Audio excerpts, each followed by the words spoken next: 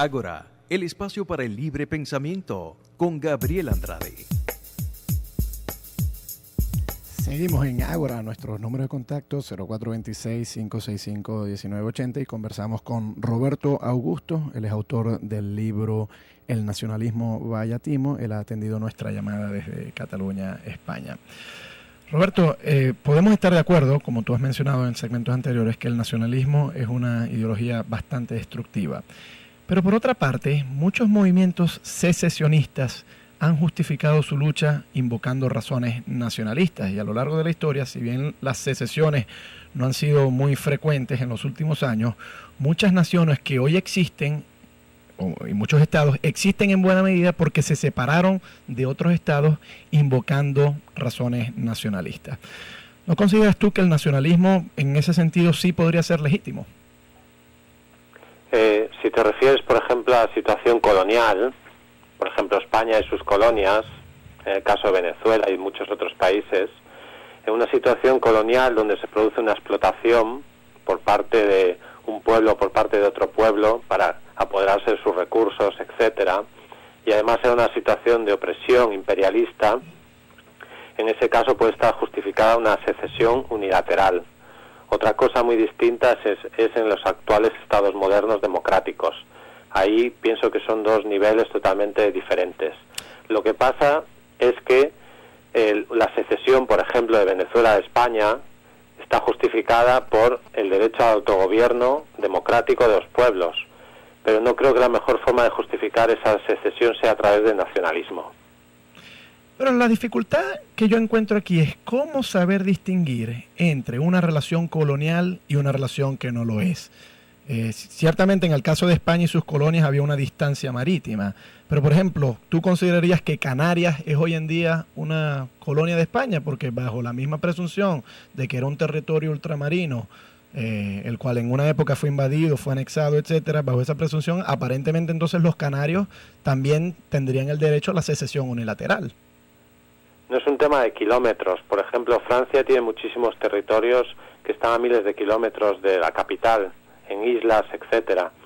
Es un tema de voluntad democrática y de la situación actual, es decir, los ciudadanos canarios quieren formar parte de España, de acuerdo, sí. Democráticamente desean seguir formando parte y además tienen el derecho a autogobernarse y gestionan gran parte de sus recursos. Eso no pasa en las situaciones coloniales. Las situaciones coloniales están totalmente gobernadas por la metrópolis. Y el deseo de colonizar se produce básicamente por un deseo de explotación de recursos.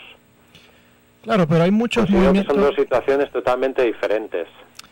Claro, y bueno, precisamente aquí es donde yo quiero presionar un poco más para que afinemos un poco más esas diferencias, porque hay muchos movimientos secesionistas hoy en el mundo que alegan que ellos siguen siendo colonias de los países que los están ocupando. Y por lo menos las noticias que nosotros recibimos de los movimientos nacionalistas catalanes muchas veces invocan esto, que Cataluña es una nación que está siendo ocupada por España y que muchos de sus recursos son enviados a Madrid y no son retribuidos de la misma forma. Y entonces que si bien Cataluña es un territorio que es territorialmente contiguo al resto de España, pues también hay la misma relación de colonialismo que España en el siglo XVIII ejerció sobre Cuba, sobre México, sobre Venezuela. Bueno, aquí hay que afinar en términos históricos y políticos. Cataluña, lo que era el antiguo reino de Aragón, se une con Castilla en la Edad Media y junto con el reino de Navarra, y eso conforma la actual España. Es decir, España no existía al margen de esa unión. La España moderna surge de la unión de los distintos reinos hispánicos y ahí ya estaban los territorios que actualmente forman Cataluña. Después, toda esta idea del colonialismo es utilizada estratégicamente por parte de los nacionalistas para justificar su deseo de independencia. Pero, indistintamente de si consideramos que es justo o injusto el sistema de financiación de Cataluña, lo que está clarísimo es que la inmensa mayoría de los recursos que genera Cataluña se quedan aquí. Que luego haya un déficit fiscal con el Estado más o menos grande, que se considere injusto o no, pero en el fondo es mínimo ese margen. No se puede comparar a la situación colonial de una serie de señores que llegan a otro continente, se dedican a explotar, a someter absolutamente a todos sus ciudadanos y a llevarse todos los recursos naturales de ese país. Creo que son situaciones radicalmente distintas. Lo que pasa es que el nacionalismo, una de las cosas que utiliza es el victimismo. Siempre los nacionalistas se consideran víctimas de otros, de un imperio extranjero o de la nación extranjera que te oprime, o de los propios que son de tu país pero son unos traidores porque no son nacionalistas, etcétera. Siempre está generando todo ese discurso del victimismo. Y una de las formas para generar un discurso de victimismo es decir que son una colonia. Entonces lo que tenemos que hacer es analizar objetivamente esa situación y ver si la actual situación de Cataluña, por ejemplo, se parece a la situación que tenían los antiguos territorios colonizados por España en América. Y vemos que son situaciones radicalmente distintas. Pero con todo, ¿tú estarías de acuerdo en que algunas regiones del mundo, y no menciono las de España, sino en otros contextos, sí están reclamando justamente el derecho a la secesión? Planteo, por ejemplo, el Tíbet en la China, o Puerto Rico respecto a Estados Unidos, incluso el propio Hawái. ¿Cuáles son algunos de los movimientos que tú sí estarías dispuesto a concederle legitimidad que hoy en día reclaman secesión? En mi opinión, todos los movimientos secesionistas son legítimos siempre que se expresen de manera, digamos, democrática y pacífica. Si un movimiento secesionista de cualquier país quiere independizarse y el resto del país está de acuerdo con esa decisión, o se llega a un pacto. Si, por ejemplo, Puerto Rico quiere independizarse de Estados Unidos y Estados Unidos acepta esa decisión y hay un referéndum, una votación y se produce la secesión, me parece totalmente legítimo. Este es el caso que se produjo en Checoslovaquia. Había un Estado, Checoslovaquia, y ahora se ha dividido en dos estados. Se ha pactado, se ha hecho y todo es legal y democrático. El problema es que muchos nacionalismos no defienden el derecho a la autodeterminación y a un pacto con la gente con la que comparte el Estado, sino que defienden el derecho a la secesión unilateral. Eso es muy diferente. Y yo considero que eso debe evitarse en la gran mayoría de los casos. Pero me pareciera un poco injusto que el derecho que pierde el territorio tiene derecho, el Estado que pierde el territorio, tiene derecho a opinar sobre si hay secesión o no. Yo no creo que la España del siglo XVIII tenía derecho a opinar si los venezolanos nos independizábamos o no. Es una cuestión que nosotros... Creo que son situaciones diferentes, ahí está la diferencia.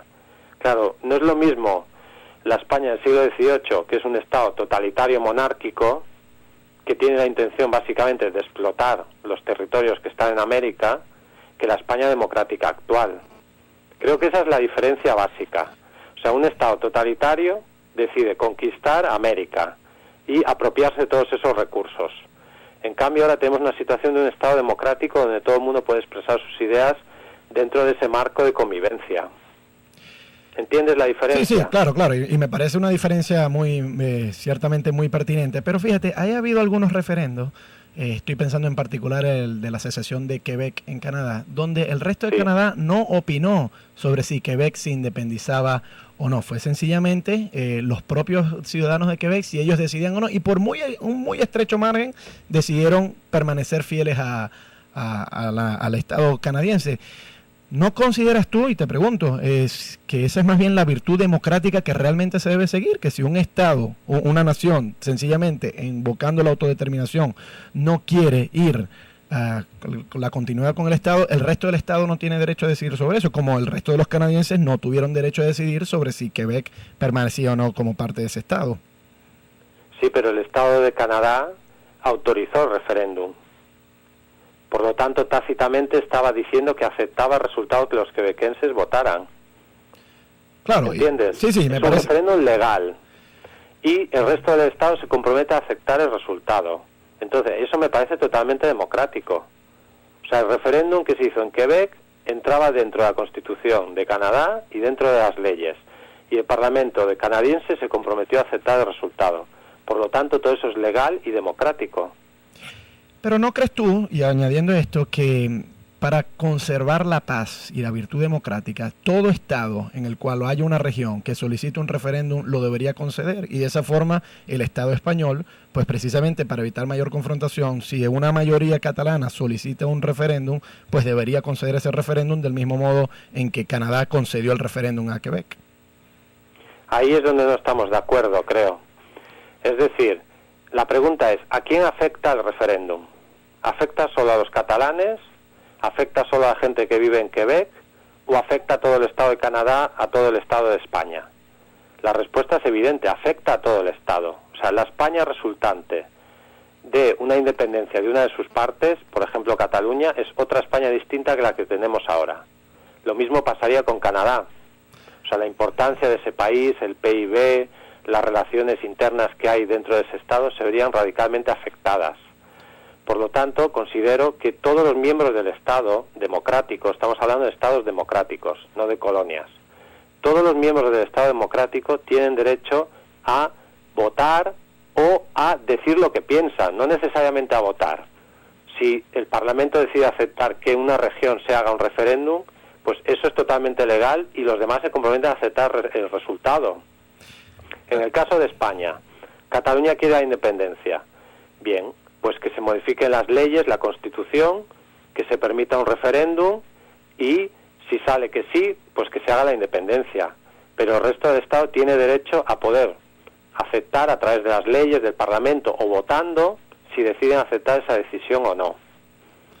Claro, pero en el caso de Quebec, el resto de Canadá no decidió sobre ese referéndum. Tú estás diciendo que, claro, al permitirlo, dio su consentimiento. Al permitirlo tácitamente, aceptas, te comprometes a aceptar el resultado. Claro, pero ¿no crees tú que lo mismo entonces debería hacer España respecto a cada una de esas regiones que solicita el referéndum? Así como Canadá tácitamente admitió que se comprometió a respetar los resultados que surgirían en Quebec, ¿no debería también hacer España lo mismo respecto a posibles referendos que surgen en cada una de estas regiones?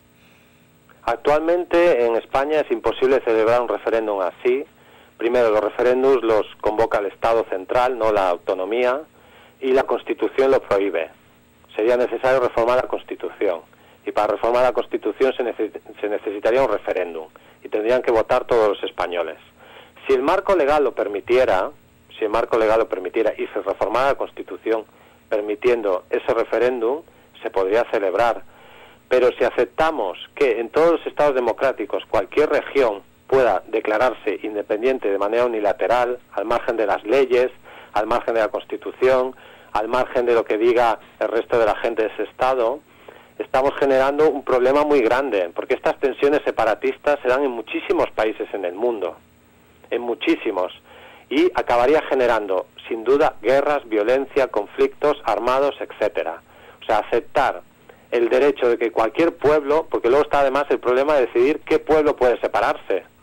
Porque claro, Cataluña tiene derecho a la independencia, pero la provincia de Barcelona tiene derecho. Pregunto, ¿cuál es el objeto de la soberanía? Eso es otro problema muy grave. Si una tribu indígena de Venezuela decide autodeterminarse, ¿tiene derecho a hacerlo? Bueno, un debate que está abierto. Yo sería del criterio de que en función de la autodeterminación quizás sí habría que contemplar esa posibilidad.